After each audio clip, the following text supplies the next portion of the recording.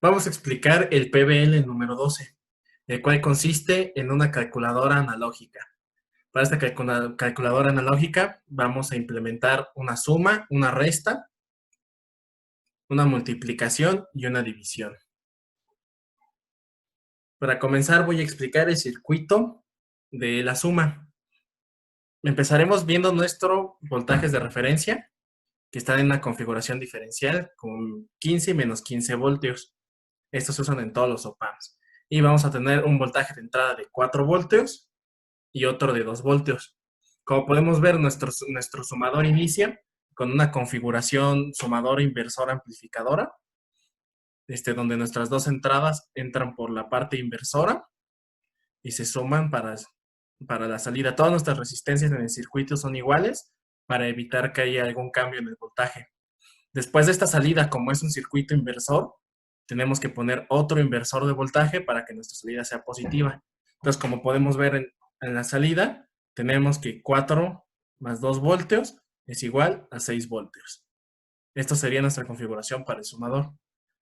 Ahora voy a explicar nuestra configuración para el multiplicador. Para el multiplicador vamos a hacer uso de dos tipos de circuitos, dos tipos de amplificadores nuevos. En este caso va a ser el amplificador logarítmico, el cual aprovecha la funcionalidad exponencial de los diodos para lograr que nuestra salida sea logarítmica o en el caso del antilogarítmico sea una salida exponencial. Como podemos ver, aquí está la fórmula de la salida de nuestro amplificador logarítmico, el cual depende de un factor de idealidad que va de entre 1 o 2, nuestro voltaje térmico, y como podemos ver, aquí está la función logarítmica, la cual depende del voltaje de entrada, la corriente de saturación del diodo y nuestra resistencia de entrada.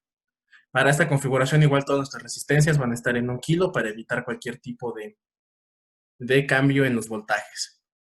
Ahora voy a explicar cómo funciona este circuito. Tenemos nuestras entradas, ambas, cada una están siendo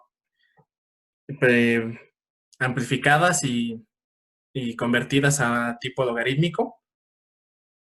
Como podemos ver aquí, este es nuestro B1, nuestro B2, y este es un voltaje de referencia que usaremos. Ahora vamos a usar la propiedad de los logaritmos. Sabemos que el logaritmo del B1 más el logaritmo de B2 va a ser igual al logaritmo de B1 por B2. Entonces, por eso usamos aquí una configuración de sumador inversor. Entonces, nuestra salida va a ser el logaritmo de B1 por B2. Ahora vamos a usar la configuración antilogarítmica para quitar ese logaritmo y que nos queda una salida solo el voltaje 1 por el voltaje 2. Y al final vamos a usar otra vez un inversor para que nuestra salida sea positiva. Entonces tenemos 4 por 2 voltios, tenemos aproximadamente 8 voltios.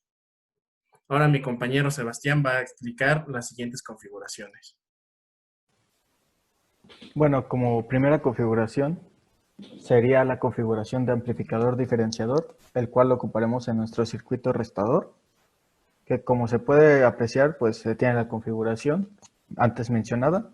Entrando en su entrada no inversora tenemos al B2, que es un valor de 2 volts, y en su entrada inversora tenemos el valor de V1, que es 4 volts. Entonces la operación quedaría de 2 menos 4, que quedaría un total de menos 2 volts. Para el circuito divisor de voltaje funciona casi igual al multiplicador, solamente que aquí se aprovecha la matemática en relación al logaritmo de A menos B. Para seguir esta matemática, pues se tiene que A va a ser V1 y B va a ser V2. Como pueden notar, se tienen la configuración logarítmica tanto en V1 como en V2. Pero como V2 debe de ser negativo, se hace uso de un amplificador inversor para poder darle ese valor negativo a la señal en la entrada, aparte de nuestro voltaje de referencia que tenemos en la parte de hasta abajo.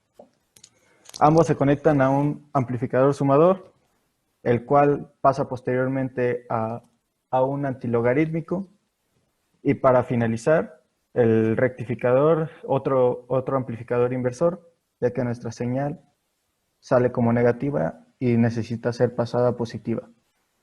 Como antes mencionamos, V1 es 4 volts y V2 es 2 volts. Entonces nos quedaría logaritmo de 4 menos 2, logaritmo de 4 menos logaritmo de 2, y eso al final quedaría 4 sobre 2, dando un resultado de 2 volts. A continuación van las conclusiones.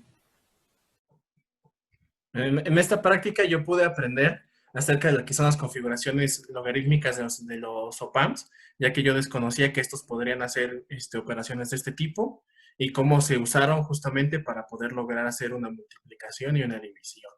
Ahora mi compañero Sebastián va a dar su conclusión.